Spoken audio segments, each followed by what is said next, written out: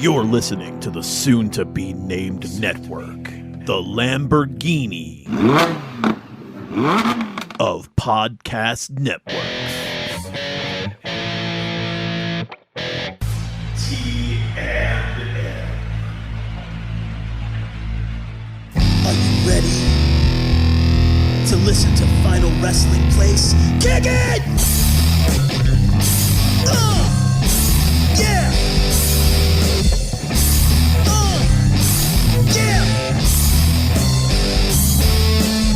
You wanna be in the good place, fool? You better be doing what you're supposed to do. Bad place, little boy. Good place, little man. Break it down. Final Wrestling Place. Final Wrestling Place.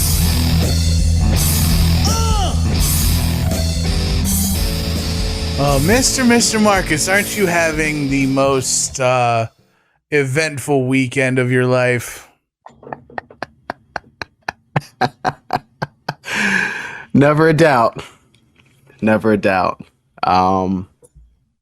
Ravens number one scoring defense. Oh, Lamar Jackson, league MVP. I remember my first time in the AFC Championship game. We performed a lot better than the Ravens did today. Man, it really feels good. As much as I love the Arrowhead Invitational in Kansas City, there's just something special about the Arrowhead Invitational on the road. It just hits a little bit different. It's a little bit sweeter. And Ravens kept it close-ish. We should have had 28 points at least. Coulda, woulda, shoulda, all that good stuff. You could have won at home. You should have won at home as 4.5-point favorites, but you didn't. Man, yeah. It must hurt. But hey, as they say every year to whoever the Chiefs beat in the AFC Championship game, oh, this team will be back, Jim. I don't think so. I think they will. Hey, they're young. Hope they enjoyed it. I've heard that about the Browns. I've heard that about the Bills when we beat them in 2020. They've not been back to the AFC Championship game. They kind of were. So, no, they weren't. They've not been back to an AFC Championship game. They were a game away.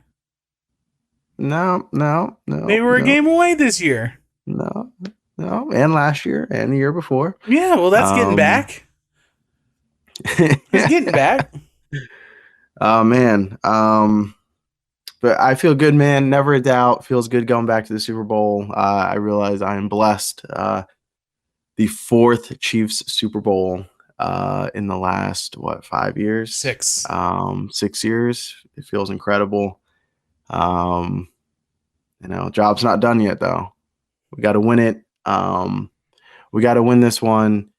I don't know how anybody could look at this run of quarterbacks, this run of teams that Patrick Mahomes faced, and say that he is anything less than the best. Unless you want to say 7 rings, which, hey, he could be almost halfway there after this season, just 7 years into his career. That's insane. But yeah, man, that's for another time, another place. Right now, I'm gonna enjoy this AFC Championship win.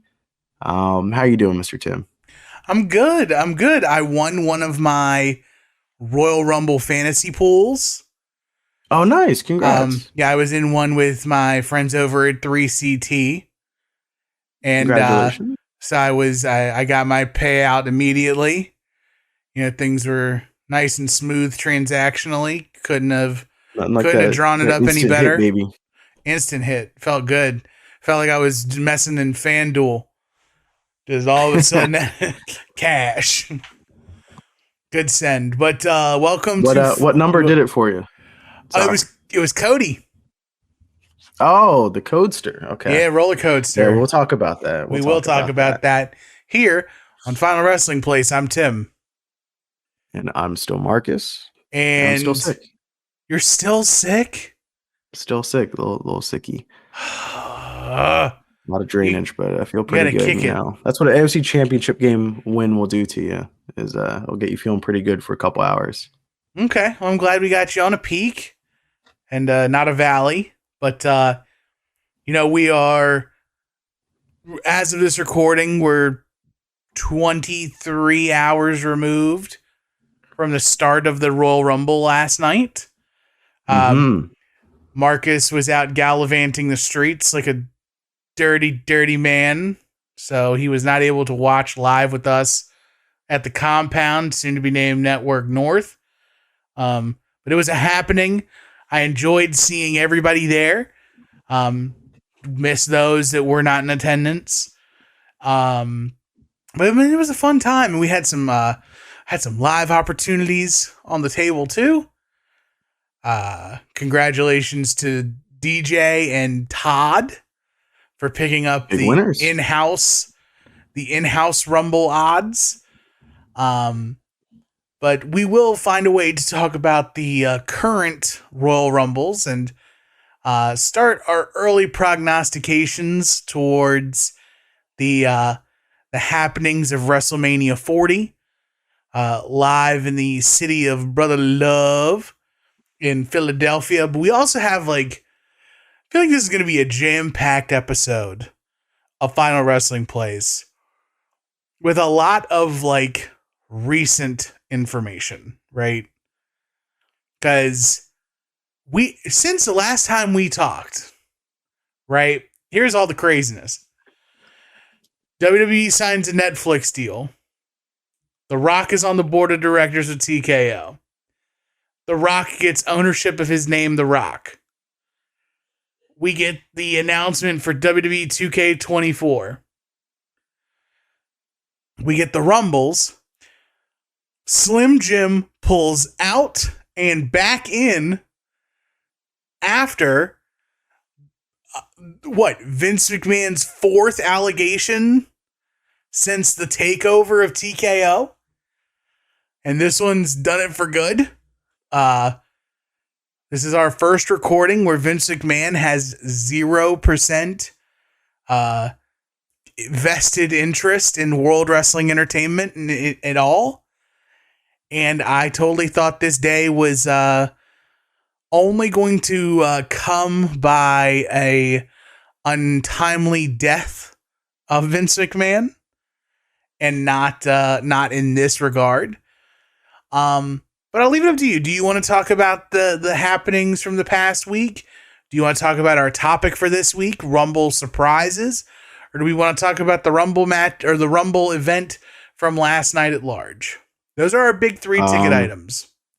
All right, I guess we'll start with the week, man. A couple weeks ago, we talked about journalists and how many once in a lifetime stories happened last year, and just how badly the ball was dropped in a lot of that coverage. And here we are in 2024, and just in a week, the number of once or first time in a lifetime stories that broke just back to back to back to back. It was something every day. So I'll just kind of go chrono style. Raw on Netflix. I don't want to be an old man, Right. but feels weird. I don't know. Wrestling's on TV. So I is don't know why Netflix. pay-per-views are different, Netflix is on TV.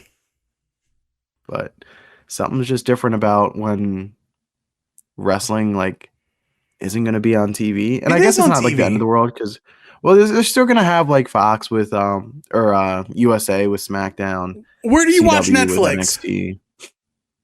NXT. I mean, I watch it on TV. Okay, so it's on TV.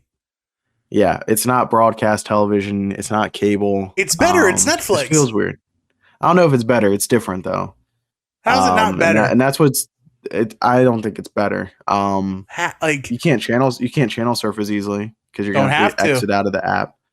I don't know who would want to be captive to. Well, that's not fair to say. That's not nice. A lot of those 3-hour Raws, you might want to switch over during a commercial break. maybe catch a game or something like that. Instead, you're going to have to exit out of your app or have, 2 screens running. It's just different, man. And I don't know if that different is for me. You'll know in January. But it's a happening though. So there's that. I think the money is like a big talking point.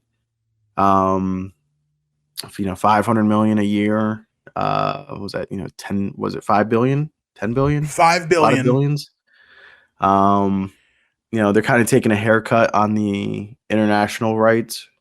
Those are like a much heavily discounted cost. But this is America, baby. We care about America money. So the stocks don't really care about that. I think they're more interested. WWE's more interested in like finding a universal home, both domestically and internationally for Raw.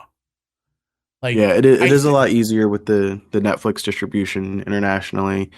And just like international rights, there's just a lot of like variage as to what country and how much money you're gonna get. So and like they probably got less than they were gonna get, but like you have so many homes that Raw can be into, and that relationship with Netflix. And again, you got the big ticket item, like you got the big headline of $5 billion.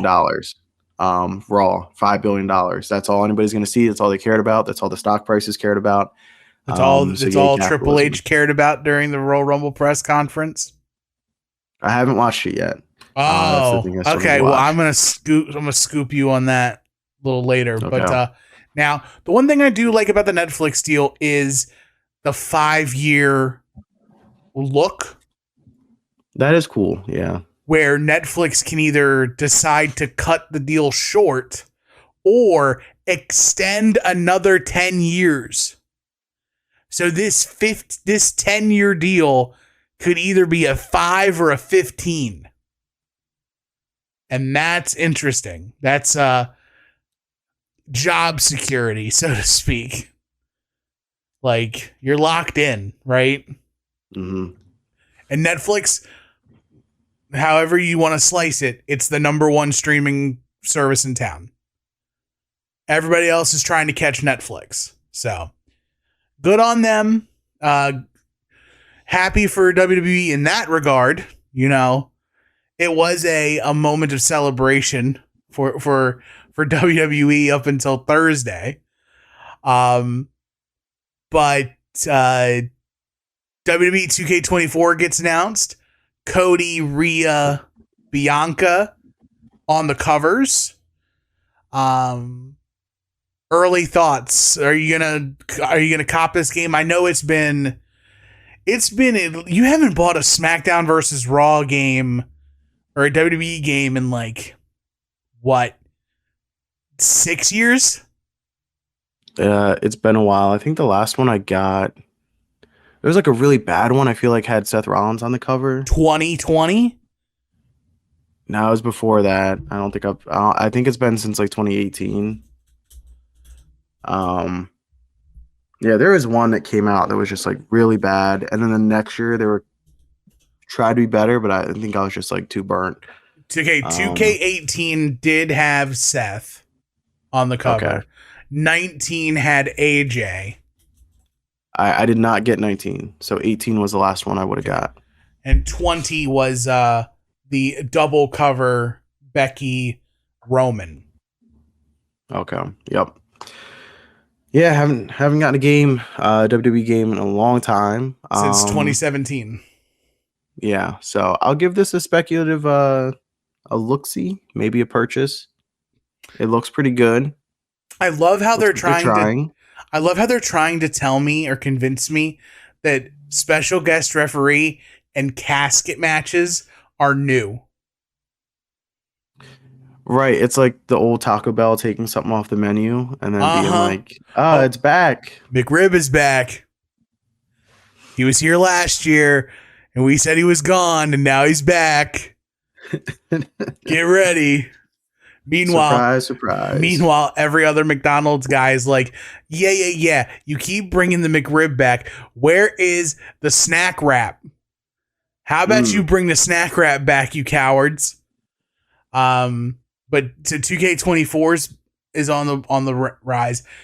Dwayne, Dewey, The Rock, finding a seat at the head of the, or not at the head, but finding a seat at the table of the board of directors of TKO.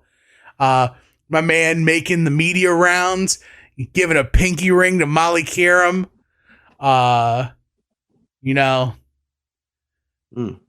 Make an honest woman out of her. And just so many media opportunities for Dwayne, and then him getting the Lifetime Achievement Award of having full rights and privileges to the name The Rock. Who didn't they do that with somebody else too recently? Like they gave the trademark over to them. I'm trying to think who. Oh, it was Cody. Oh, they did the switcheroo with Cody. They did a trademark switch. They trademark switched? Yeah. Cody owned a trademark for a couple WCW events. He scooped up the trademark for. Oh, like Beach Blast. The things like that. Yeah. Yeah. And then, so they basically did a switch. Okay. Still, I'd rather take the name and likeness of like the American Nightmare Cody Rhodes and be able to do that than some DOA WCW pay-per-view names. Like, if you're not getting Halloween Havoc or Super Brawl or Starcade, I don't care about Hog Wild or like WWE already had Great American Bash, so that's off the table. But I feel like one was like Bash at the Beach. Like Slamboree might have been one. Yeah, but yeah, man, big week, video game world. With that news for WWE, looks good. But then and then we got Thursday, right? The Rock, right? With 67-page Thursday. Yeah, man. Did you get a chance to read it? I have not had a chance to read it. I have it. I'm probably gonna do it at work tomorrow. Okay. Some of us on the Soon to Be Named Network read comics during their work day. You're gonna read through 67 pages of a legal document. Sure am. I did listen to John Pollock and Brandon Thurston's podcast and review of everything, and that's like, it was so much like better said, more like informative than I could ever be. So like a lot of my thoughts are echoed there. We'll link that in the description on the pod, so you'll see it. Yeah, man, there's nothing to add. It's bad. Allegedly. There's no good to be had. Even if it's not allegedly. Like even it being allegedly, it's bad. Like even as an allegedly, yeah. it's not very good. Yeah. Which kind of takes me, I'm jumping ahead a little bit for the Rumble. So of course, not only was Triple H asked, but Cody was asked about it as well. And Cody's answer to the question was better than Triple H's. Triple H pretty much said, I want to focus on the positives. And he doubled down on the Netflix deal, 2K24, the event of the Royal Rumble. And yeah, he's like, I don't want to talk about the negatives. I want to focus on the positives. Okay. And then asked as a follow-up question, what are you going to do to make sure that this doesn't happen again? And he is like, I'm going to give you the most general answer possible. Everything possible. That was his answer to what are you going to do to make sure this doesn't happen again? And he was just like, everything. Not a great look. I feel like you had a good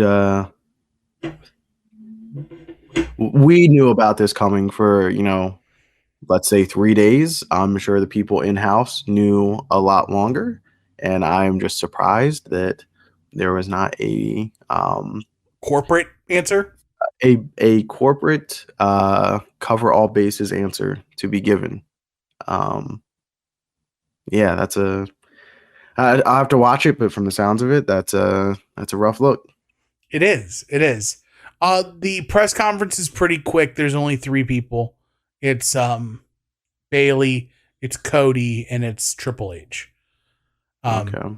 But they did not let it easy on Triple H. They asked him 3 times about it. As they should. Now, I will say this. As a person who watches ancillary WWE content, they actually had plants in the room that were WWE employees, either current or former. I don't know their statuses.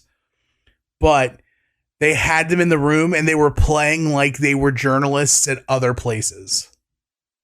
That's awful. Yes, I caught it. Especially one of them I know for sure used to be a member of the Bump. Okay. It's he's the heavier set dark skinned dude. Gotcha. You would recognize his face. Yeah. When you watch the press conference, you'll see him and you'll go, he's from the Bump.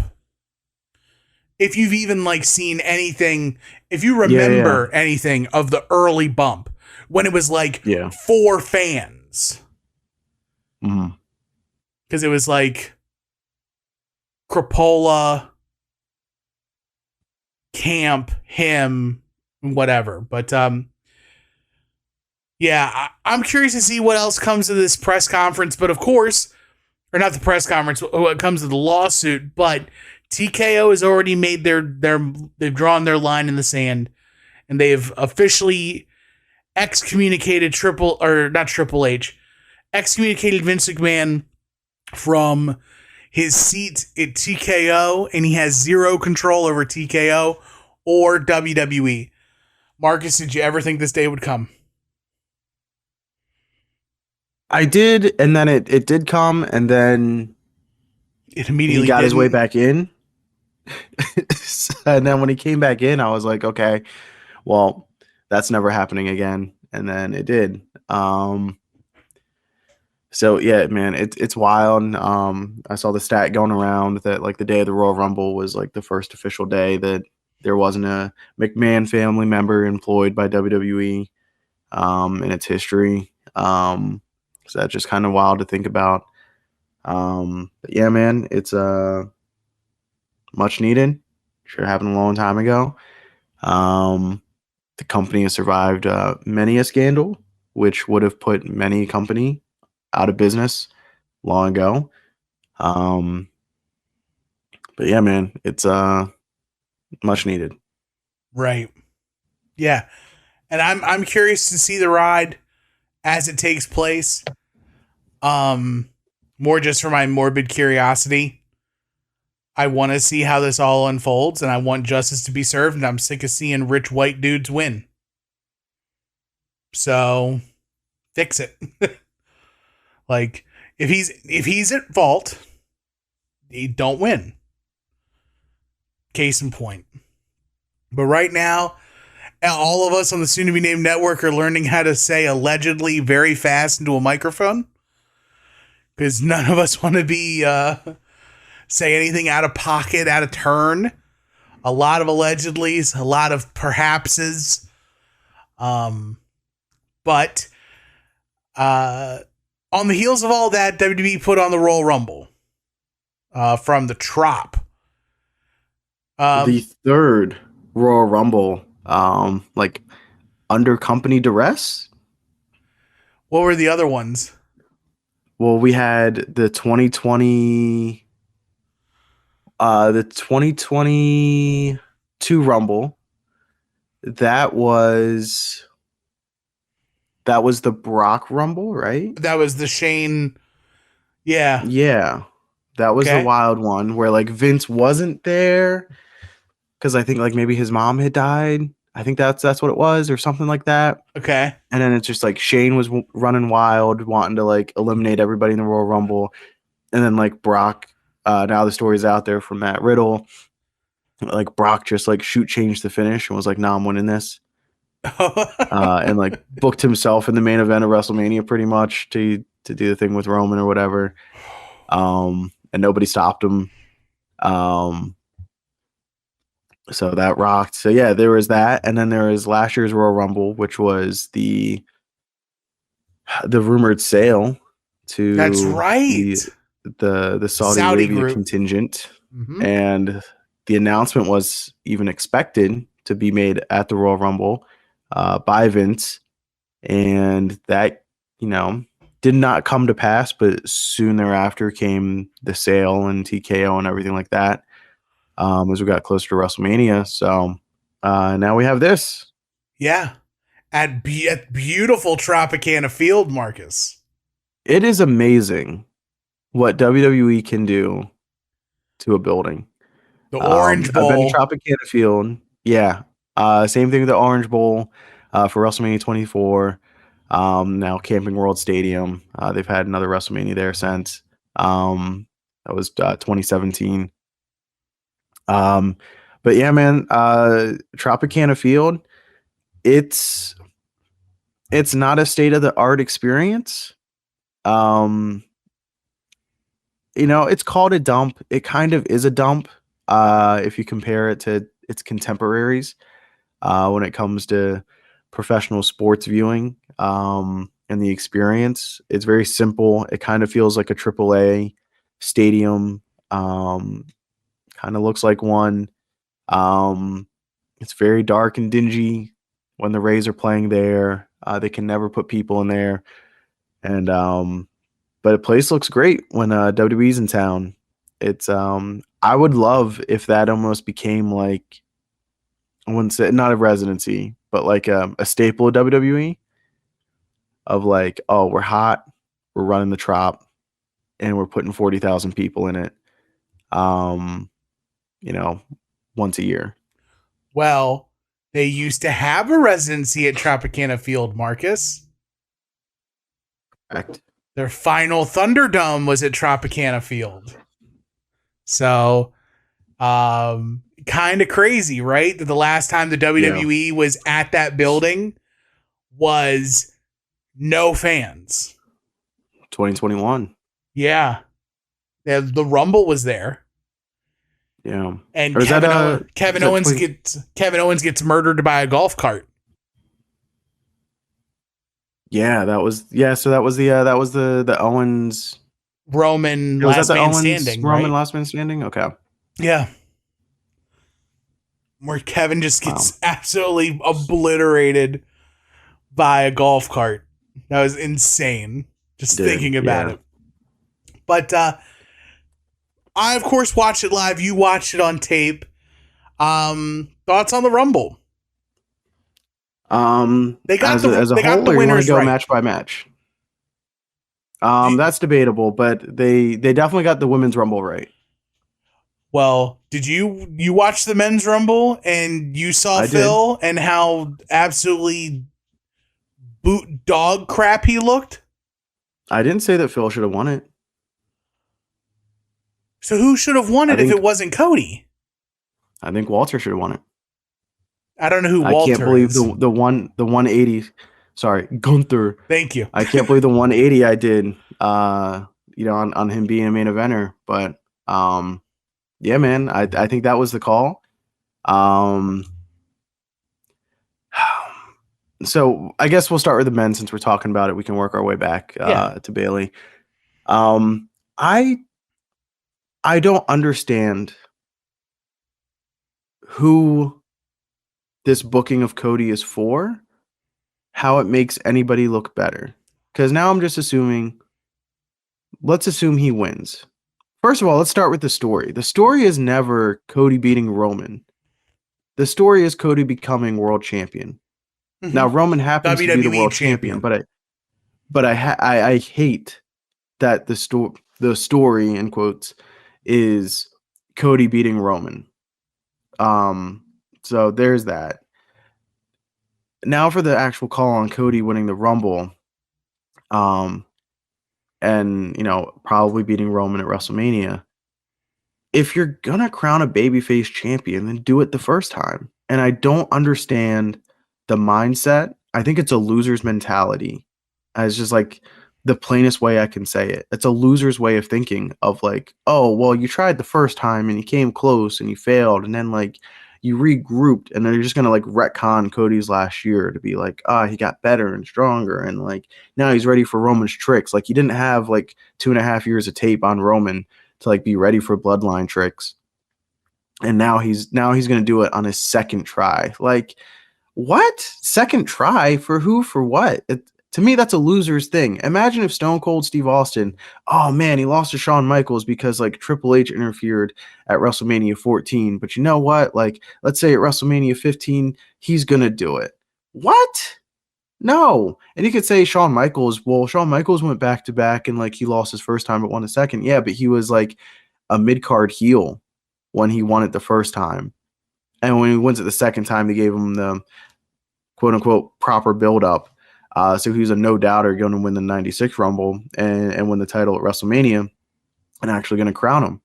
I don't understand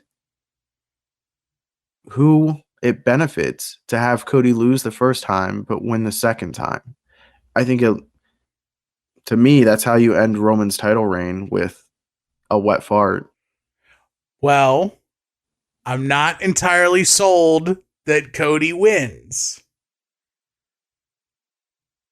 If he loses, he's done. I know. That's what makes the story interesting. Because I would rather see, as a fan of both Cody and long-term storytelling, I would rather see the conquering hero get put in the dirt again and have to find his way back again. Like, has to find a different way. Like, what if, like, Paul Heyman and Roman did this to Brock Lesnar, where Brock couldn't have a shot at Roman unless, like, for the WWE title anymore? What if, like, they beat him at WrestleMania, it comes back to the Rumble, and then Heyman goes, Cody can't be in the Rumble. So they start finding ways to get Cody away. I mean, you have to think, Cody had the visual pin last year at WrestleMania. So he's there. I mean, Roman is the weakest he's been. He has perceived weakness from both the Royal Rumble match and the last 6 months of WWE television. Right? I mean, it dates back to when the Usos beat the Bloodline Civil War. Does that sound right? Is that where the first real crack in Roman's armor? Yeah, let's go with that. So last summer. Right. And so elongated. I'm perfectly fine with Cody getting dropped again, just because we're not close enough to Hogan's reign. Mm-hmm. We're not going to hit it by WrestleMania. Well, now it seems like Bad Terry's being embraced. So who knows if that's still on the board? Well, what if Bad Terry's the one who comes back and tries to stop Roman? That'd be great. No, it would not. If he does, as long as he does it on his first try. No, I don't want that at all. Don't you wish that on us? Like, David didn't slay Goliath by like squaring up with him and being like, "Oh man, you know what? Almost beat him. Let me go back to." No, man. Like, you go do it the first time. Okay. David was sent by God to take out Goliath. All right. Cody Rhodes is not ordained to beat anyone. By you. There's no Cody gear on me today. Okay. I'm an innocent bystander today. I got no. Thank you, Cody, for $50. I appreciate you. Thank you for all your hard work in the Royal Rumble. Salute. Thank you. But other than that, nah. Like I'm just saying, pro Roman. I don't get. I'm very much pro Roman keeping the title forever. I just don't get. I just don't get the thinking. And nobody could get it to make sense to me. I can understand. Oh well, he tried the first time. Now he's gonna get it on the second try. But that's loser talk. We had this conversation the last time you made this point, and I immediately related it to Dark Knight Rises. It's Dark Knight Rises. How? Batman gets his dick thrown in the dirt by Bane, and then they throw him in the hole. Then Batman has to climb out of the hole to go back and fight the dude that put him in the dirt in the first place. Okay, yeah. So that's the exact same story we're telling. Cody's no Batman. No, he's Bruce Wayne. He's Bruce Wayne. Well, the whole thing sucks if you ask me. Did you or did you not like Dark Knight Rises? I like the Dark Knight Rises. Okay, just want to make Cried. sure. Still might cry when I watch it. Who knows? Okay, so maybe it's not the story; it's the main character in the story. No, I think it's bad. I think the story's bad.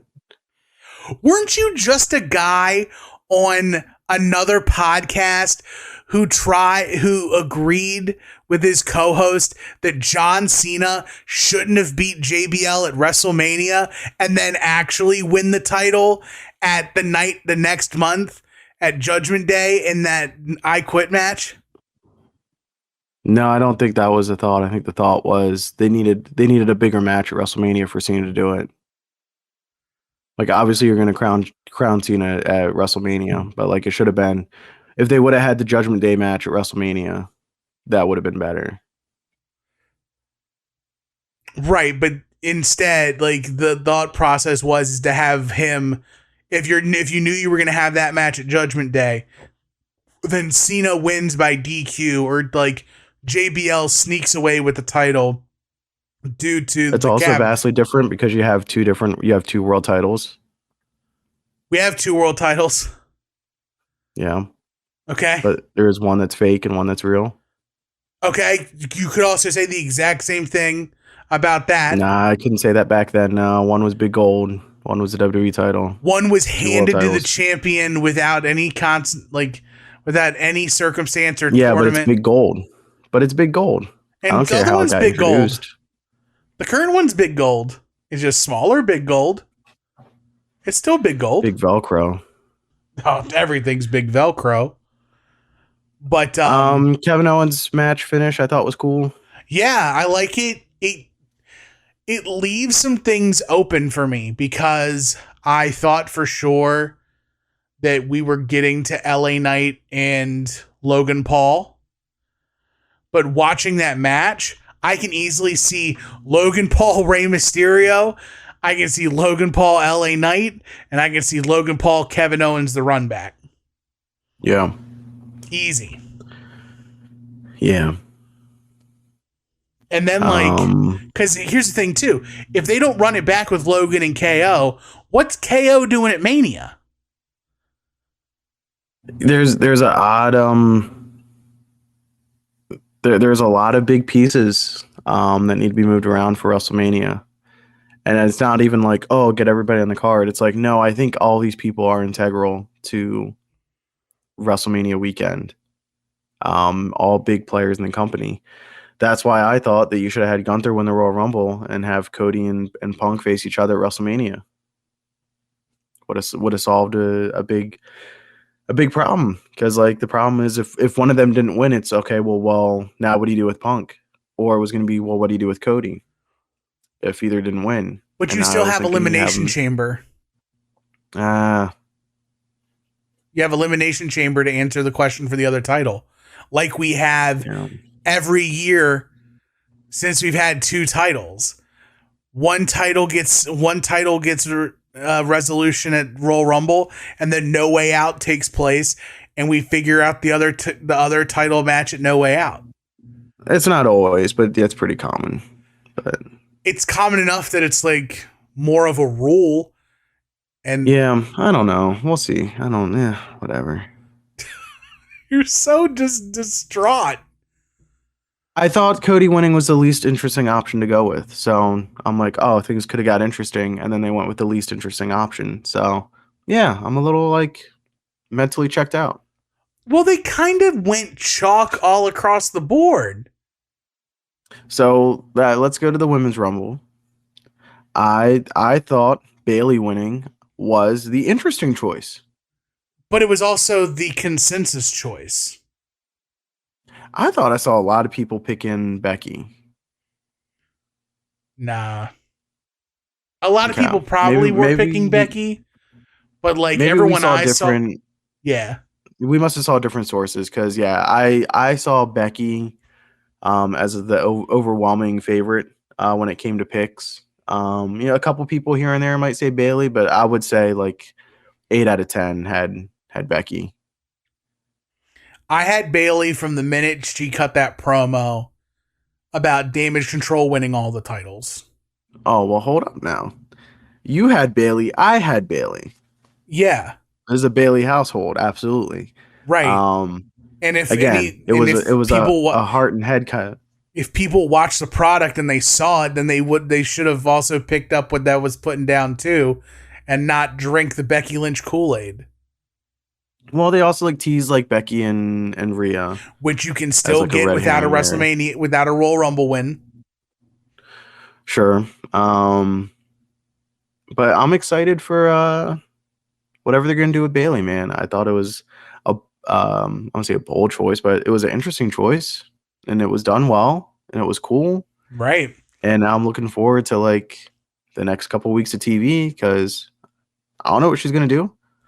Is there gonna be a fallout where she faces EO? Right. Is she gonna go after Rhea?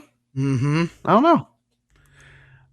What's interesting to me is that I think this is the first year that the women's Royal Rumble has been decisively better than the men's.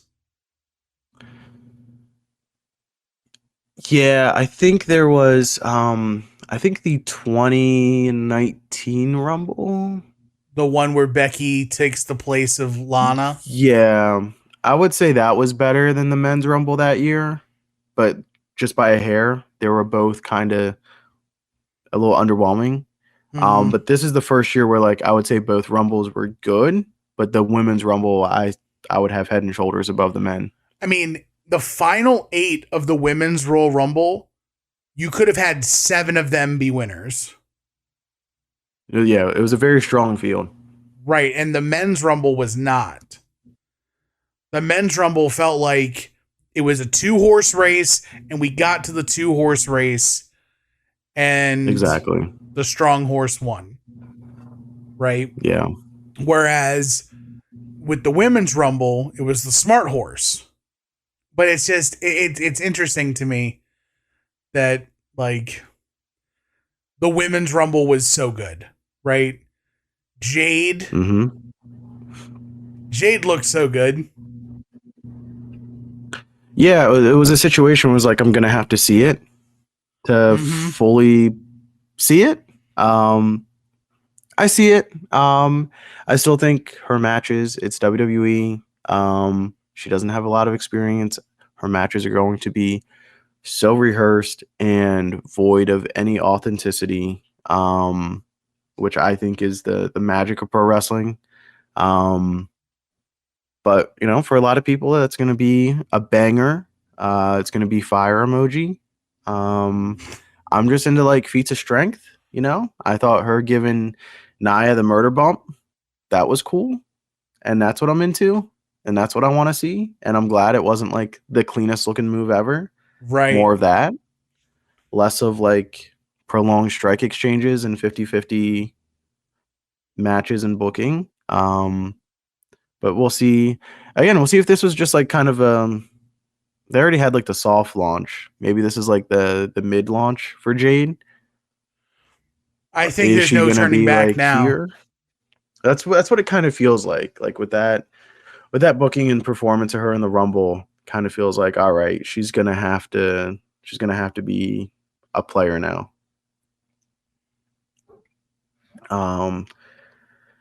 Speaking of players in the Royal Rumble, Jordynne Grace. I was just about to bring her up. I guess I haven't seen Jordynne Grace wrestle in a long time. Mm-hmm. So I wasn't familiar with her moveset, how she moves in the ring, anything like that. She was working in there like she's ready to make $1 million. And she looked it, and she was in a ring full of WWE Performance Center produced superstars. And at multiple times, she looked either tied for first or clearing away first in the ring. I think the only person that she didn't outshine was Naomi. I would and probably Bayley, because Bayley was in there. Right, The whole Bayley time was she also in in there too. Yeah. But I mean, she is right up there with two longtime pros at WWE. I know Naomi had the break, but that is two well tenured WWE superstars, and she looked the part, man. I was really impressed. She looks like the best version of people they keep trying to create. Right. Ivy Nile, the list goes on and on. I think when you go down the NXT and Performance Center roster, she's not even NXT anymore. Ivy Niles on the main roster. I'm like, that's the real deal right there. You might want to see how long that contract is for, and look at scooping up Jordynne Grace. I think it's kind of crazy. I was very pleasantly surprised with Jordynne Grace's performance in the Rumble. Very intrigued. All across the board. I thought the Rumble was good. Anything from the 4-way that you wanted to touch on? I thought the story was great. I really liked everybody getting a turn, hitting their finish, but when Roman finally hits his, that's the end. Mm-hmm. So yeah, I think one of the better 4-ways. It may not have been as action packed with the pacing, but you got 4 guys in there that know it's all about the moments, and when to rev things up and when to let things breathe. So that's my style of WWE match. I was super pleased. Nice. Cool. Well, going from where we are in the present day and talking about the past, this week on Final Wrestling Place, we put WWE's own list of top 25 Royal Rumble surprises in the good place or the bad place. WWE released this list on the 21st of January. So as of this recording, a week ago, give or take, we're only going to rebook the top 10, but we're going to go over their 25 because let's run it down. There's a lot of filth, besmirchment, just borderline hate in this list. So number 25 is Booker T from 2011, where he runs out and he interrupts the new Nexus. 24 is MVP from 2020, where he's a part of the Brock run. 23 is Michael Cole from 2012. 22 is Bob Backlund from the year 2000. 21 is Hacksaw Jim Duggan from the 2012 Rumble. Number 20 is Roddy Piper from the 2000 Rumble. 19 2008. 2008, sorry. Yep. Zeros and eights look very similar on this small screen. 19, Karma from 2012. A lot of 2012 on this list. 18 is Rob Van Dam from 2009. 17 is Lita from the first Women's Royal Rumble. I don't think that should count as a surprise because it was the first Women's Rumble. Number 16 is Bubba Ray Dudley from 2015. 15 is Sami Zayn at 2016. 14 is Bad Bunny at 22. 13 is Brock Lesnar from 22. 12 is Edge from 2020. 11 is Michelle McCool from 2023, where she comes out from the crowd. And then the top 10. 10, Jerry Lawler, 1997. 9, Nia Jax entering the Men's Rumble in 2019. 8, Logan Paul from 2023. 7, Trish from 2018. 6, Rey Mysterio from 2018. Rey Mysterio from 2018. Triple H at 5 in 2016. Number 4, Big Daddy Cool Diesel in the 2011 Rumble. And then the top 3, Becky Lynch from 19, AJ Styles from 16, and the number 1 surprise is John Cena at the 2008 Royal Rumble. Yeah, a lot wrong with the list. So let's go ahead and get into it. Who do you got at number 10, Mr. Tim? Number 10. See, let's take a look at this exercise a little differently, right? I want to see what's salvageable from their list. Okay. Because there are some things on here that I don't think belong. Like Michael Cole from 2012, no.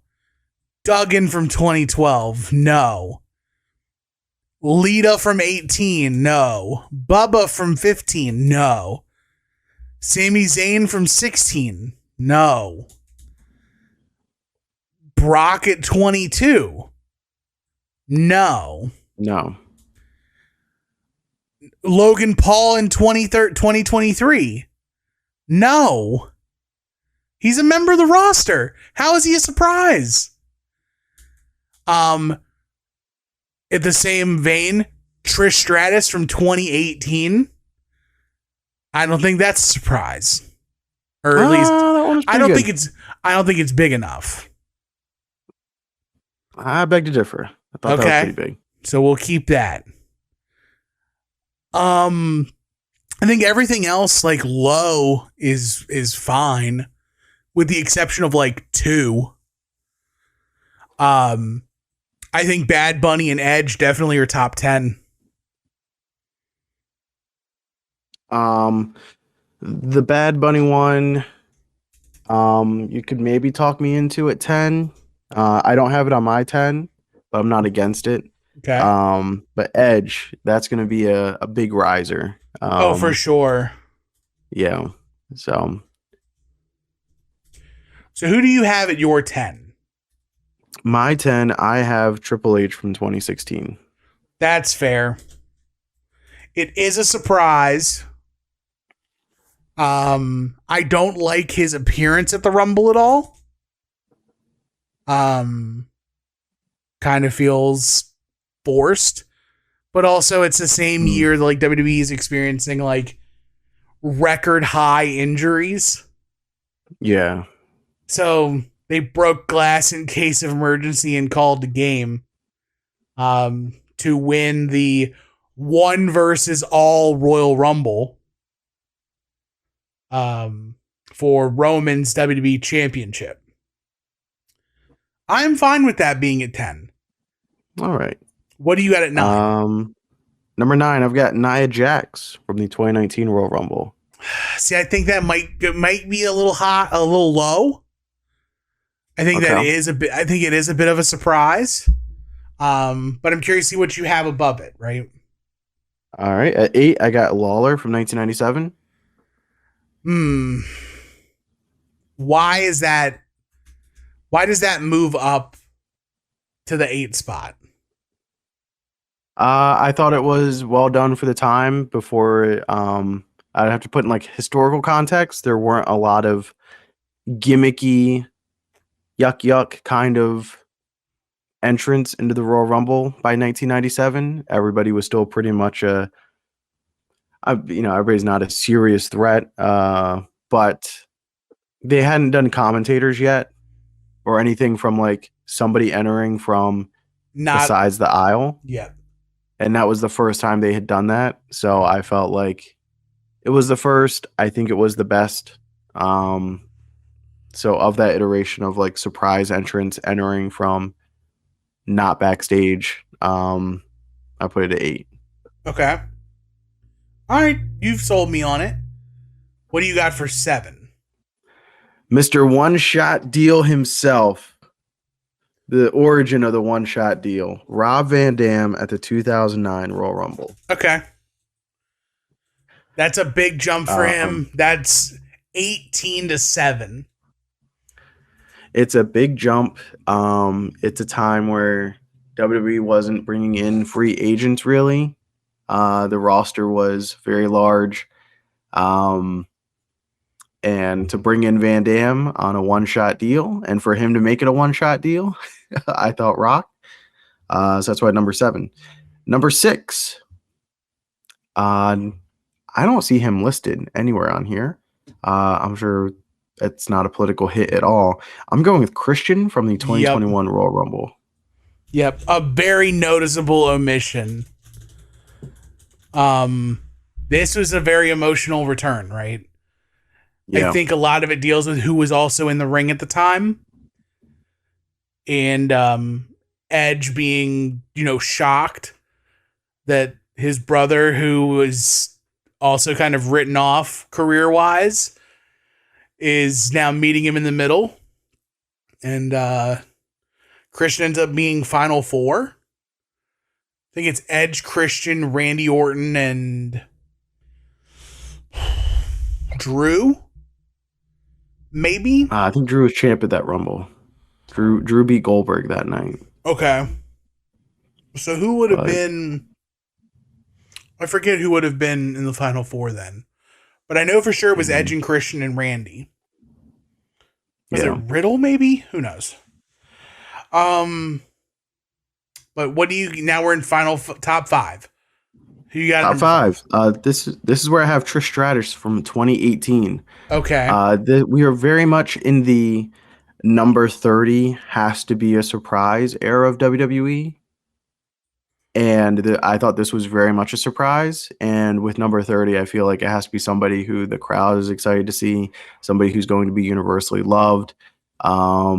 Even when they tried that in 2014, when the crowd was mad that a guy who was previously announced as not being in the match and then was very clearly given a move that would eliminate him from competition for the night, the crowd was still mad that their dude didn't come out. We saw the backlash that Rey Mysterio got. So for them to avoid that in 2018 and circumvent any kind of disappointment, I thought Trish did a good job there with pulling number 30. Gotcha. Number 4. Here we go. Diesel, 2011. This is really good. This stays exactly where it is. No real switcheroos. This is legit. Yeah, they got it right. Number 3, I have AJ Styles from 2016. See, I think if WWE put... It's so hard for me not to have AJ Styles be top 2. The epitome of a surprise is a guy who's not there, right? Yeah. And like not discrediting the reaction that John Cena got in 2008, right? But he was there. He was hurt, yes, but AJ Styles wasn't supposed to be there. To me, that's what makes him a bigger surprise for me. But again, I'm splitting hairs between 2 and 3. So does that mean All right, number 2? You got Cena's 08? Yep, I got Cena's 08 at number 2 because that's the first time we had somebody come back from an injury well ahead of schedule. Mm-hmm. People forget it's like the torn pec or whatever. It was thought he was going to be out for a long time. Right. WrestleMania wasn't even in question. It was well down the road. But here he is, shows up, number 30. As they just covered on We Need Wrestling with the Royal Rumbler. It's a pretty enjoyable Royal Rumble. But yeah, man, Cena's appearance, I think, makes it I don't know about all-timer, but it definitely boosts it up a lot. Mm-hmm. So number 1. Who is number 1? Y'all don't like Edge? It's got to be Edge from 2020, man. Especially putting into context that it's the day that Kobe died. Right. And everything just sucked. And having Edge come back was just like this other emotional extreme. When you had something taken away and you thought, well, this is never going to happen again. Even though there's like the rumors out there that he'd been to Pittsburgh and he'd been in a ring and yada, yada, yada. It's another thing that like until you see it happen, you don't believe it's going to happen or you don't know, what it's going to look or feel like. And when Edge came back, it was emotional, man. It was really cool. Very cool, to say the least. Really, really well done. I agree.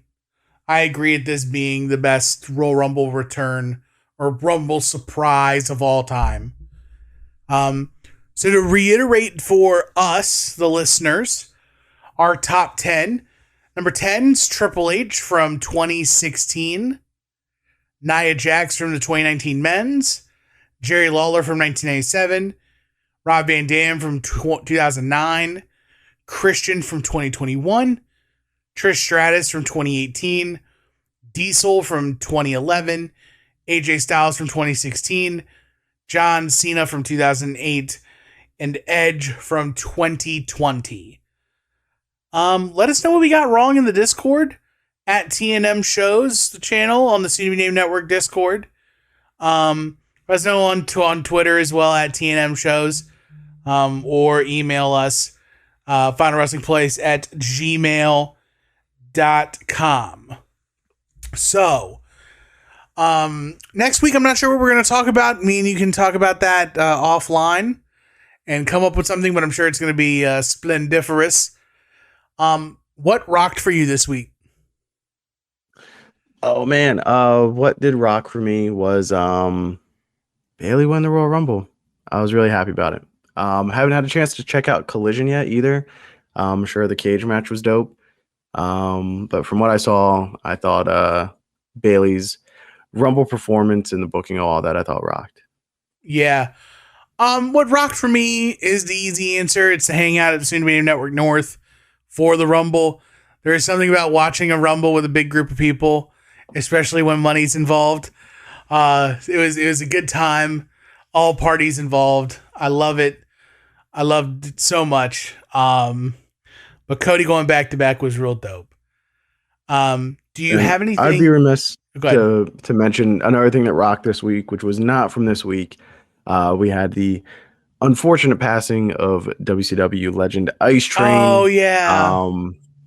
And if you're looking for an Ice Train match, check out Ice Train Scott Norton versus the Steiner Brothers from Great American Bash 1996. Yeah, you love that match. That match absolutely rocks. Yeah. Yeah, I'll probably watch that tonight for sure. Do you have anything you need to plug? February 3rd, VCW down in Norfolk, Virginia. Mr. Pig goes for the 10 pounds of gold. Going to try to bring home the bacon. It will be a sold out crowd. It can be no other way. So go ahead and get on down there, get your tickets early, all that good stuff. But EC3 defending the NWA World Heavyweight Championship against our buddy Mr. Pig the Boar. Nice. I will be down there as well. Looking forward to seeing it because, of course, I live vicariously through Mr. Pig in all things. I'm happy to plug. I got my car back. That was fun. So all right. You super overtakers, you're in the money. Congratulations. This cash out should be coming soon. But other than that, soon-to-be-named-network.com, soon-to-be-named-network.tumblr.com. It's your home for this and so many other podcasts, including but not limited to our wrestling offerings of At Odds with Wrestling with Joe and Adam. We Need Wrestling with DJ and Brett.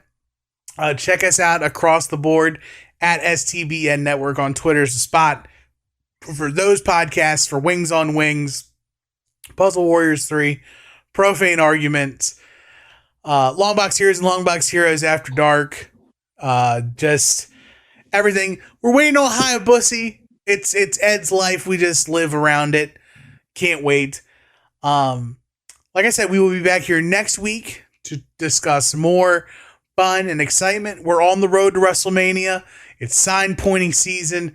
There's a ton of things that are running through my mind on what we can talk about and what we should put forth here on this good show. So for Marcus, I'm Tim, and right now all that's left is to tell the people goodbye. Bye, boys.